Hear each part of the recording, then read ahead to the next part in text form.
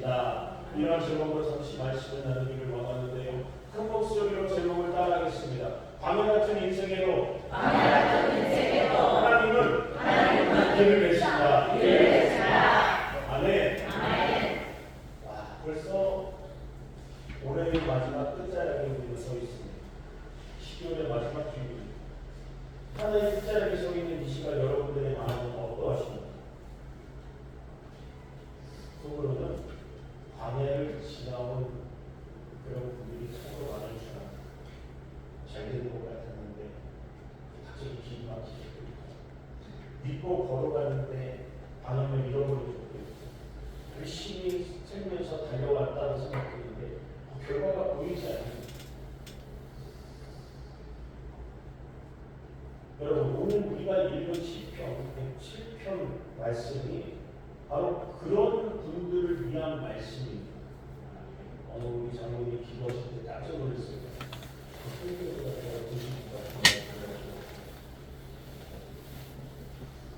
평통한 사람들의 이야기가 길을 잃은 사람, 지친 사람, 그리고 목마른 사람들의 이야기. 시편 107편 4절에서 5절은 이렇게 말씀하는 것을 우리가 볼 수가 있지. 그들이 광야 사막길에서 방황하며 거주할 성읍을 찾지 못하고 줄이고 목이 말라 그들의 영혼이 그들 안에서 피곤하였다. 이 말씀이 어쩌면 우리의 올 한 해의 모습과 같지 않습니까? 열심히 살았는데 마음은 어쩌합니다. 믿음으로 버텼는데 여전히 답이 안 나오네. 그런데 사랑하는 성도 여러분, 이 시편이 광야 이야기로 끝이 나는 것이 아닙니다. 기억하십시오.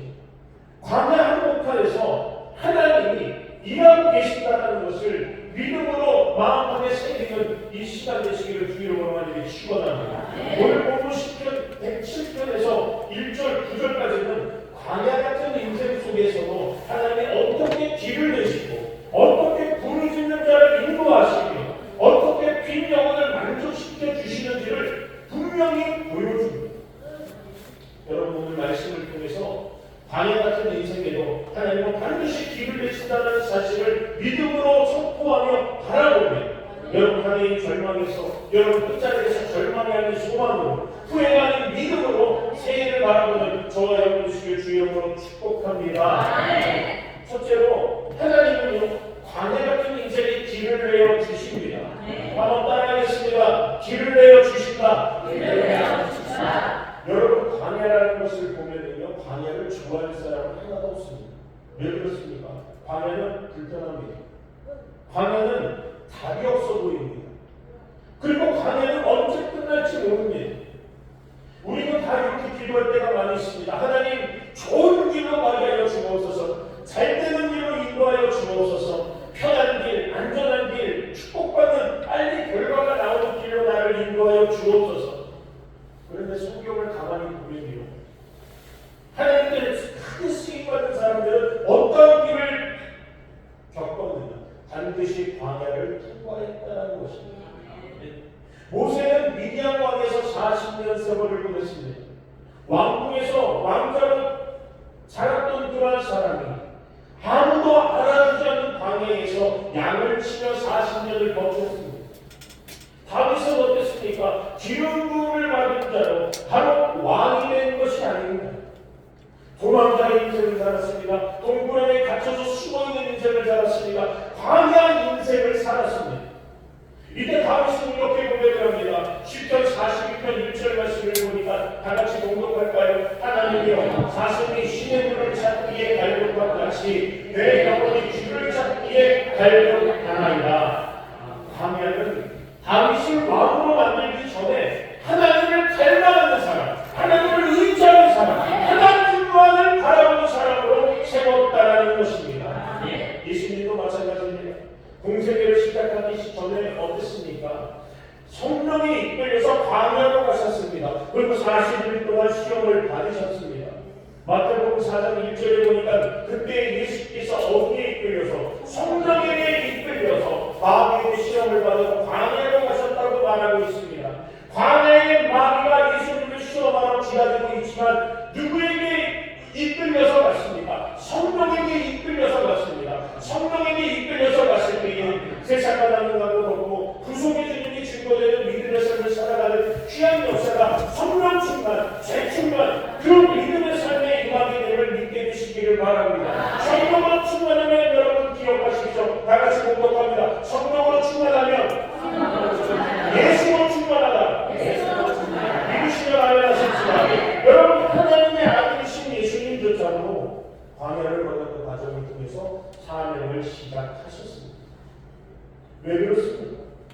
시편 107편에 보니까 이런 말씀이 나오죠.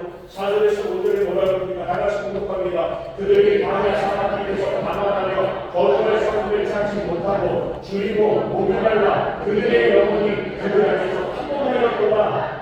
여기서 방황했다라는 말은 뭘 의미할까요? 길을 몰라서 헤맸다는 그런 말일까요? 절대 아닙니다. 그런 뜻이 아닙니다. 의지할 곳이 없었다는 뜻을 가지고 있습니다. 여러분, 광야에 들어가면 아무리 부당히 내 노력으로 내 힘을 쓰고 내 노력을 한다 할지라도 뜻대로 풀리는 것이 없습니다. 사람이 떠납니다. 경험이 힘을 못 씁니다. 여러분, 신경이 통하지 않습니다. 그때 비로소 깨닫는 게 뭐냐?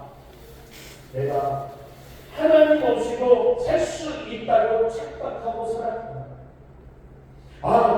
내가 하나님을 의지한다고 말해놓고서 세상을 바라보고 세상의 방법을 더 의지하고 살았구나. 사랑하는 성도 여러분, 광야는 우리를 망하게 하는 것이 절대로 아닙니다. 광야는 우리의 믿음이 정리되는 곳입니다. 그래서 하나님은 잠언 3장 5절에서 6절에 이렇게 말씀하십니다. 너는 마음을 다하여 야훼를 신뢰하고 내 명철을 의지하지 말라. 너는 범사의 그를 인정하라. 그리하면 내 길을 지도하시리라. 여러분, 술 먹은 신앙에서 가장 중요한 것이 있습니다. 바로 하나님을 의존하는 신앙입니다. 하나님을 의존하는 믿음입니다. 성령을 의지하고 하나님의 말씀을 의지하고 예수님을 구주로 믿고 의지하는 그런 삶. 사람이 잘 될 때는요, 자기도 모르게 하나님을 그냥 도움을 주시는데 조력자 정도로 생각할 때가 있습니다. 하지만 광야에 가면 달라집니다. 하나님이 유일한 생존 조건이 되어 주십니다. 하나님이, 여러분, 하나님이 때로 우리를 광야로 내보내실 때가 있어요.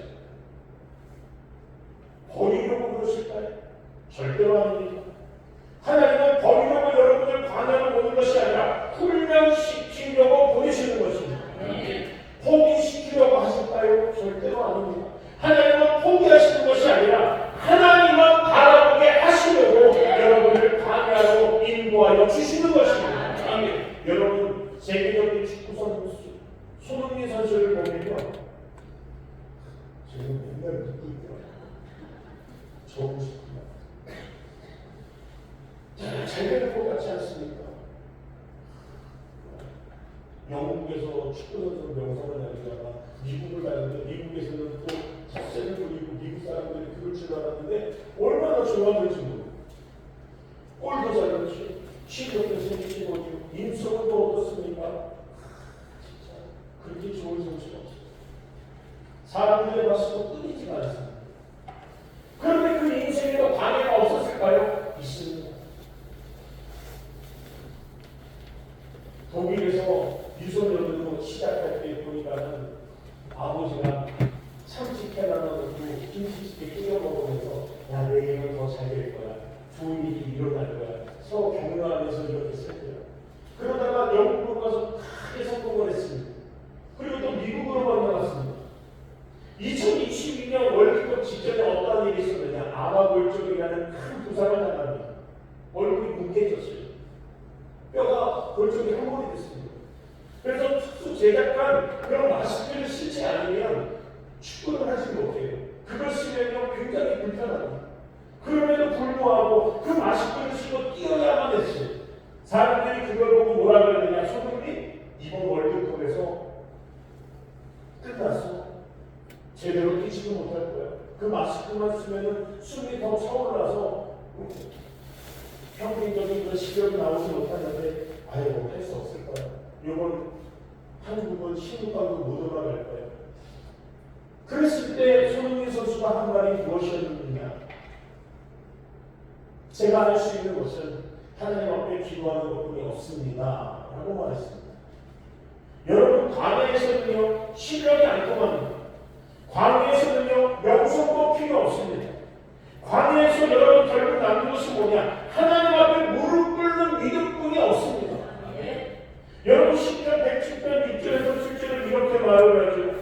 이에 그들이 그 신들이 야훼 때 불을 지짐에 그들의 고통에서 던지시고 또 바른 길로 인도하사 거주할 성읍에 이르게 하셨도다. 할렐루야. 광야가 끝나는 순간은 어떻습니까? 환경이 바뀔 때가 아닙니다. 부르짖음이 나올 때였습니다. 전심으로 하나님을 찾을 때입니다. 성령을 의지하고 시작할 때입니다. 수고하고 신앙은 광야에서도 기억하십시오. 소망을 말하는 것입니다. 광야에서도 믿음을 고백하는 것입니다. 하나님은 살아계신다. 주님은 나의 구원자가 되어주신다. 성령이 나와 함께 해주신다. 여러분 광야에서도 하나님의 길을 내신다고 말씀하고 있지 않습니다. 사랑하는 성도 여러분, 지금 여러분의 인생이 광야 같은 길을 걷고 있습니까? 답이 안 보입니까? 앞이 막힌 것 같습니까? 여러분 기억하십시오. 광야에는 길이 없는 것이 아니라 아직 하나님이 드러내어 주시지 않았을 뿐입니다. 하나님은 광야에서 샘물을 터뜨리시는 분이십니다. 하늘에서 만나를 내리시는 분입니다. 구름기둥과 불기둥으로 인도하여 주시는 분이십니다. 오늘 이 말씀을 붙잡으시기를 바랍니다. 광야 같은 인생에도 하나님은 길을 내어 주십니다. 이 광야는 여러분을 무너뜨리는 그런 자리가 아니라 여러분을 새롭게 세우는 자리가 될 줄로 믿습니다. 믿음으로 선포하시길 바랍니다. 하나님은 반드시 여러분의 길을 내어 주십니다. 믿음을 붙잡고 새해를 향해 나아가는 저와 여러분 되시길 주의 이름으로 간절히 축원합니다. 두 번째로는 하나님의 길은 언제 열릴까요? 부르짖을 때 열리는 줄로 믿습니다. 한번 따라합니다. 하나님의 길은 부르짖을 때에 열린다. 아멘. 사랑하는 성도 여러분, 광야에서 길은 저절로 열리지 않습니다. 시간이 지나면 자동으로 문이 열리는 그런 문처럼 열리는 것도 아닙니다. 환경이 좋아지면 열릴 것 같습니까? 절대 그렇지 않습니다. 시편 110편 6절을 보십시오. 아주 결정적인 말씀이 나옵니다. 이에 그들 근심 중에 야외 때 부르짖음에 그들의 고통에서 건지시고. 아멘. 할렐루야. 중요한 단어가 무엇일 것 같습니까? 부르짖음입니다. 부르짖음. 누구에게 부르짖었습니까? 하나님께, 야훼께, 주님께. 광야에서 여러분 제일 위험한 게 무엇인지 아십니까? 굶주림도 아닙니다. 외로움도 아닙니다. 환경의 어려움도 아닙니다. 여러분 인생 살 때 남탓하지 마십시오. 여러분 가장 무서운 것이 뭔지 아십니까? 침묵입니다. 포기하는 것입니다. 여러분 체념하는 것입니다. 믿음의 교회 온전하신 주님만을 바라보고 믿음으로 나아가도 시원찮을 한국에 왜 포기하고 낙망하고 절망하고 좌절합니까?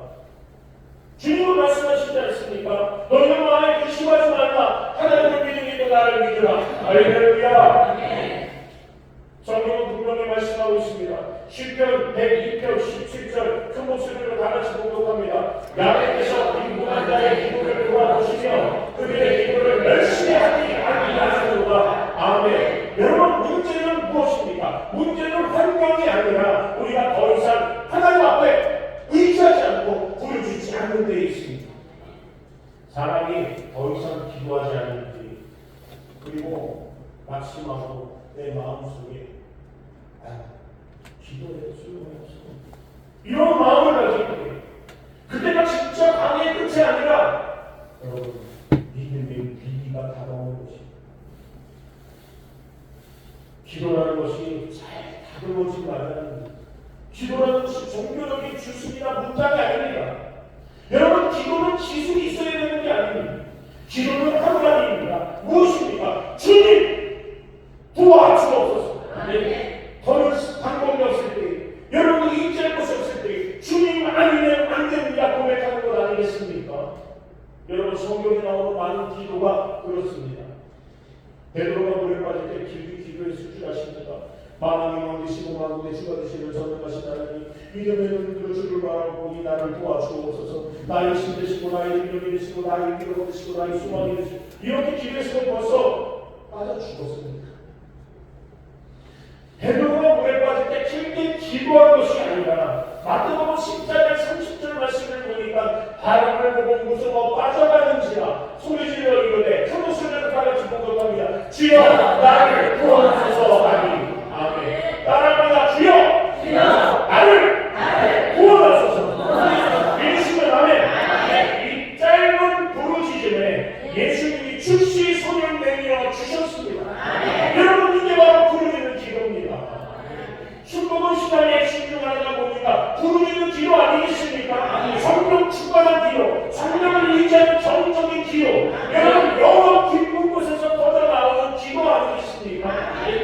내 혼이 어떻게 훔치고 있습니까? 주님의 은혜가 아니고서는 어떻게 훔치고 있습니까? 그래서 하나님은 이렇게 말씀하십니다. 에레미야 33장 3절의 말씀 우리가 너무나 잘 아는 말씀 다 같이 큰 목소리로 공격합니다. 너는 내게 돈을 주리라. 내가 너에게 응답하겠고 내가 너에게 하나님으로 동일한 일을 내게 보이리라. 아멘. 내게 보이리라. 내게 보이리라. 여러분 하나님은 완벽한 사람을 찾지 않으십니다. 말 잘하는 사람 찾지 않으십니다. 하나님은 조건 갖춘 사람 찾지 않으십니다. 하나님이 찾으시는 사람, 부르짖는 사람을 찾으십니다. 왜냐하면 부르짖음 속에는 하나님을 향한 겸손이 있습니다. 하나님을 향한 의존이 있습니다. 여러분 믿음이 있기 때문입니다. 그래서 시편 기자는 이렇게 고백합니다. 시편 18편 6절을 보니까 다같이 고백합니다. 내가 하나님의 소리가 내게 하나님 나의 하나님께 부르짖었더니 그가 그의 성전에서 내 소리를 들으시며 그의 앞에서 나의 부르짖음이 그의 귀에 들려오라. 아멘. 하나님은 고통의 크기를 열어놓으시는 분이 아니라 내 부르짖음을 들으시는 분입니다. 아멘. 미국에 가면 패스트푸드 체인점 치킨이라고 있습니다. 먹어보지 않았는데 맛있다. 미국에서는 너무 유명하다. 저기 근무하는 매장이 지원데 친절하다. 가장 친절한 직원. 그리고 가장 신뢰받는 기업하면 저 치펠레라고 많은 사람들이 얘기한다. 이 회사를 세운 사람이 누구냐? 최고의 택시라는 사람인데 이분이 공개적으로 예수님을 구주로 믿는다고 고백한 기독교인 기업입니다. 그런데 그분이 처음부터 잘 나가던 경험이 된 것이 아닙니다. 어린 시절 매우 가난했습니다. 빵 주워 먹기가 힘들었거든요. 우여곡절 끝에 작은 식당 하나를 열었는데 사업이 여러 번 실패하는 겁니다. 하나님을 믿는데 잘 될 줄 알았더니 잘 되는 게 하나도 없었습니다. 어느 날 그는 완전히 막다른 길에 섰습니다. 돈도 앞도 안 보여요. 이제는 그만둬야 되나? 이런 생각이 들 만큼 절박한 순간이 다가왔습니다. 근데 이 사람이 한 선택이 무엇이었느냐? 사람을 찾아다니고 은혜를 찾아다니고 세상의 방법으로 살아간 것이 아니라 하나님 앞에 기도했다라는 겁니다. 하나님 앞에 무릎 꿇었다라는 겁니다.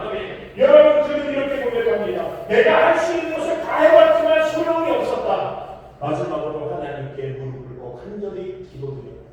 부르짖었다고 얘기하고 있습니다. 우리가 10년이 되면 하나님 앞에 목표를 세웁니다. 여러 가지 목표를 세우죠. 그러면서 하나님 앞에 기도하지 않습니까? 기도할 때랑 세상을 의지할 때랑 여러분 당연히 다름을 여러분 기억하시기 바랍니다. 여러분 마지막으로 하나님께 부르짖어 나갔을 때 놀라운 역사를 주님이 함께하여 주사 하나님께서 차고 넘치는 목으로 크고 창대한 그런 기업을 이끌어 나갈 수 있도록 역사하여 주셨음을 여러분 기억하시기 바랍니다.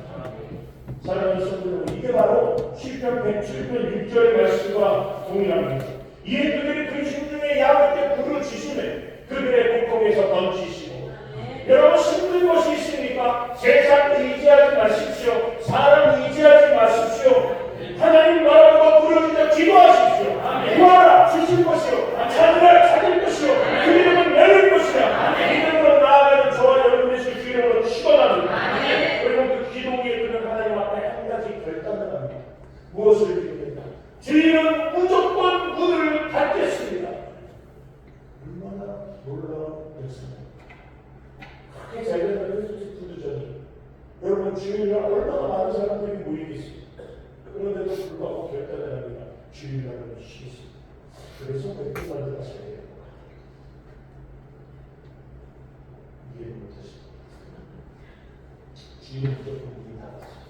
그리고 뭐라 그러냐? 하나님을 먼저 예배드리며 먼저 우리 사업장의 앞에 세우겠습니다. 그렇게 고백을 합니다. 그랬을 때 사람들이 말리는 거예요.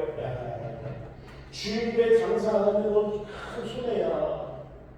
그렇게 해서 어떻게 살아남겠냐? 경쟁자들이 얼마나 많은데. 그런데 결과가 어땠는지 아십니까? 이 치펠레라는 이 경영자는 지금도 주일에 문을 닫습니다.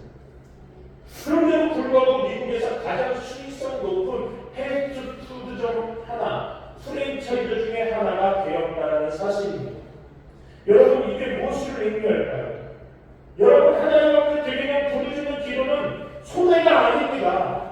축복의 문을 여는 열쇠가 될 수 있음을 믿게 되시길 주여로 축원합니다. 우리는 자꾸 대사부터 할 때가 많이 있지요.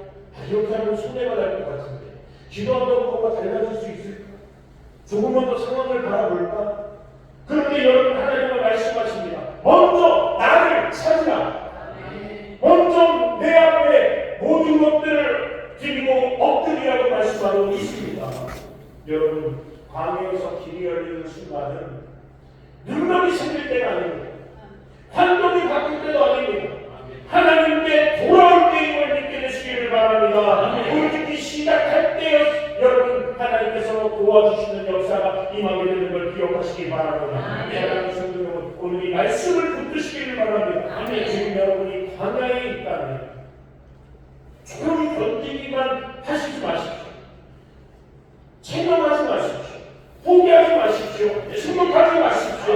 하나님 앞에 부르짖으시기를 바랍니다. 성령을 의지해서 하나님 앞에 부르짖어 나가시기를 바랍니다.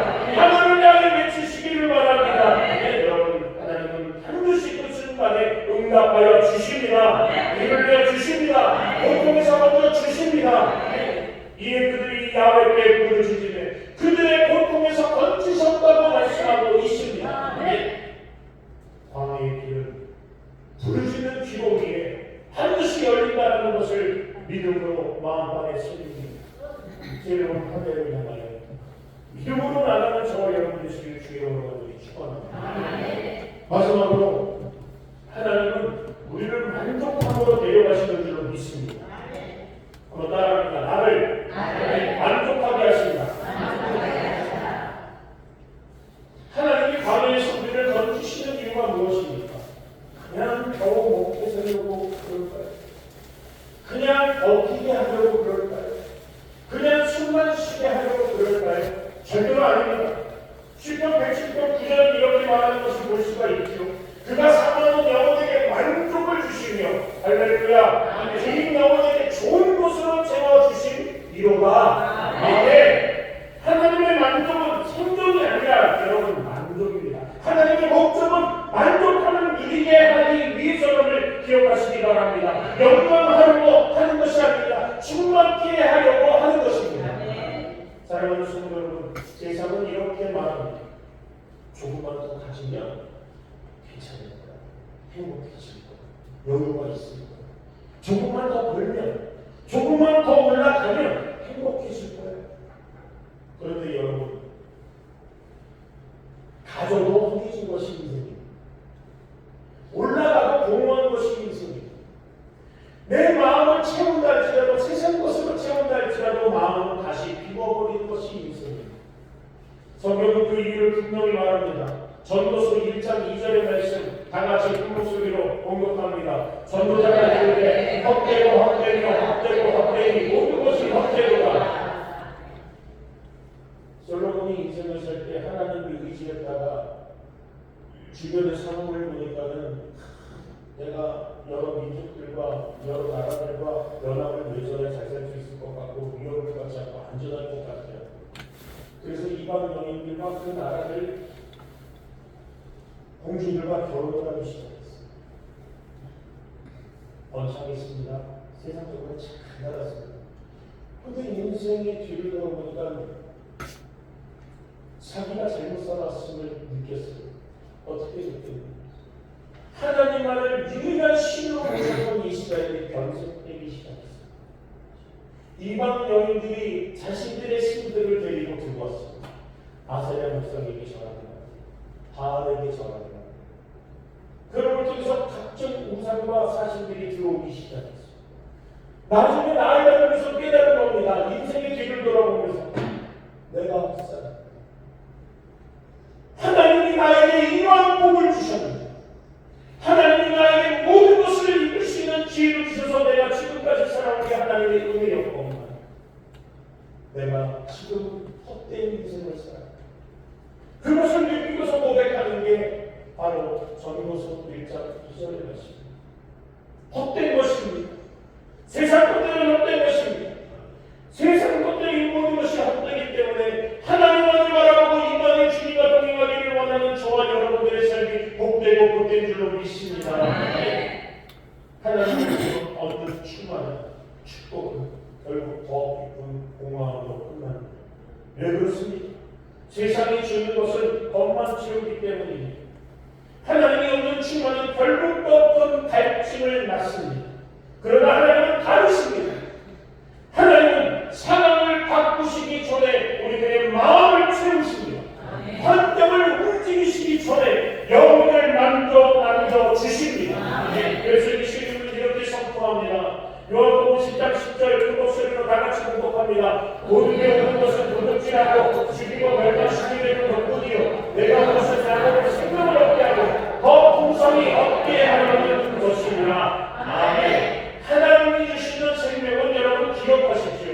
겨우 사는 생명을 주시는 것이 아니라 풍성한 생명을 주시기 위해서 이 땅에 오셨음을 믿으시면 아멘 하십시오. 이게 바로 순복음 신앙의 핵심입니다. 성령 충만, 주님이 살아계신다는 인질 충만의 신앙, 성령을 충만하는 여러분 만족과 감사. 그렇기 때문에 절대 긍정과 절대 감사를 찾아도 우리가 믿음으로 나아가는 것 아니겠습니까? 사랑하는 성도 여러분, 하나님이 주시는 만족은 돈에서 오는 게 아닙니다. 사람에게서도 오지 않습니다. 성공의 크기에서 오는 것이 아닙니다. 바로 하나님의 임재에서 오는 것입니다. 하나님이 나와 함께 해주시는 그 믿음을 가지고, 그래서 여러분 방에서도 우리는 만족할 수 있는 것입니다. 아무 것이 없어도 감사가 나올 수 있습니다. 아멘. 상황은 그대로이지만 마음은 하나님이 만져주심을 통해서 회복이 되는 것입니다. 상황할 때를 돕지 아니하시고 내가 등불을 끄지 않는 하나님이 저와 여러분의 하나님의 이름을 믿으시면 아멘 하십시다. 사도 바울은 방해 같은 인생 한복판에서 이렇게 고백합니다. 빌립보서 4장 12절의 말씀 다 같이 큰 목소리로 공독하겠습니다. 내가 풍성에 처할 줄도 알고 풍부에 처할 줄도 알아. 모든 일, 곧 배고픔과 풍부와 풍부에서 처할 줄 아는 인치의 비결을 배웠노라. 아멘. 여러분, 한영이 만족을 결정하는 것이 아닙니다. 하나님을 아는 믿음이 여러분 만족을 결정하는 것입니다.